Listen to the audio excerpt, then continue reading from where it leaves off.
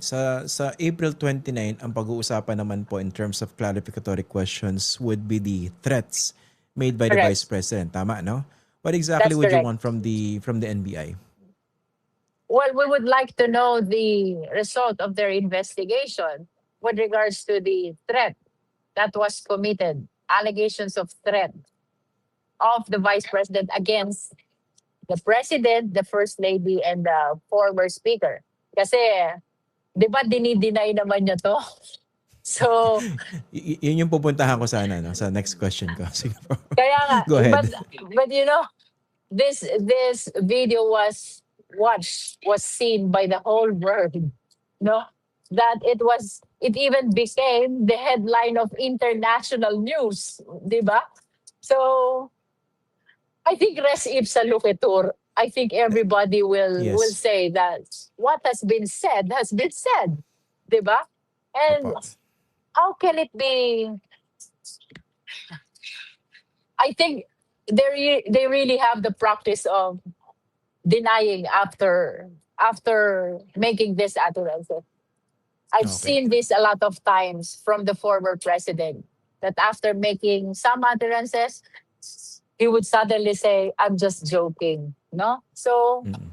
parang parehas din ito na after the threat, words of threat, utterances of threat, which was even confirmed in the succeeding interview, she suddenly said that she never threatened the president, the first lady, and the former speaker. I don't know how else are we going to explain this after this video was seen by the whole world. Yun nga po. I understand kung bakit ipapatawag yung NBI to provide an update na sa kanilang investigation. Pero kita na lahat ito na para bang maglolokohan pa ba tayo? Miski i-deny na hindi siya threat afterward, it was clearly a threat. Lalo kung pagbabasihan natin yung panggigigil at yung bawat salitang kanyang binitawan, hindi po ba?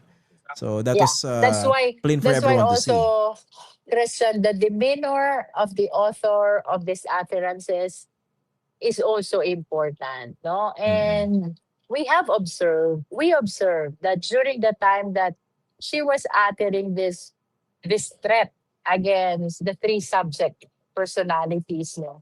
Nakita mo naman galit na galit siya, 'di ba? And for somebody who is so agitated, so infuriated, would you believe na hindi seryoso yung sinasabi niya? Parang it's hard to believe. It's quite irreconcilable. Tama ba yung recollection ko po? This was after her close aide, si Attorney Zuleika Lopez was detained, no, by the House Committee. Yes. Okay, Yes. yun yung sequence of events. That was actually done inside the detention of Attorney Zuleika in the House of Representatives. That video was taken inside the detention room within the House of Representatives. Ito ba yung nakasalampak siya sa floor, tapos madilim, tapos may laptop or tablet? Okay. O sige po. Last question, Congresswoman. So basically after April 29, sa April 29 na rin kayo magbobotohan, no, kung sakasakali as a committee? If the majority of the justice members have no other inclination, we're supposed to vote. Kailan po mangyayari yung botohan naman sa plenaryo kung i-impeach ang Vice President?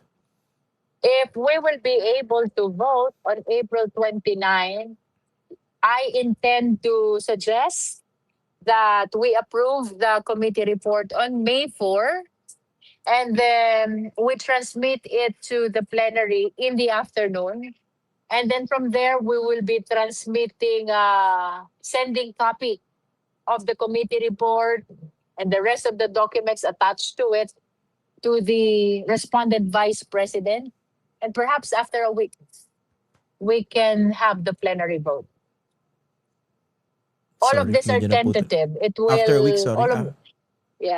Probably after a week.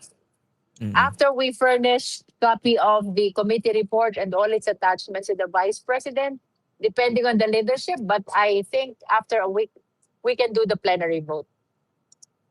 Okay, and then transmittal ng articles of impeachment kung sakali sa Senado.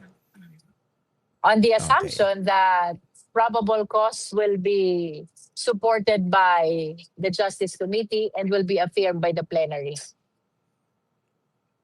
Base lang naman sa lumabas, no, sa mga observers na miski tanggalin yung kulay, parang ang hirap naman yatang paniwalaan na walang probable cause sa bigat ng mga lumabas. Probable cause pa lang naman yung pinag-uusapan. That's Okay. correct. That's why it's Apo. easy to answer the question na, ano ba, tutuloy na ba to sa trial? It's because you will always recall na, probable cause lang ang hinihingi eh. Yung mga naglabasang ebidensya, explosive na. And considering that the threshold is very minimal. Diba? What do you think will be the necessary consequence of this proceeding kung ganyan yung sitwasyon?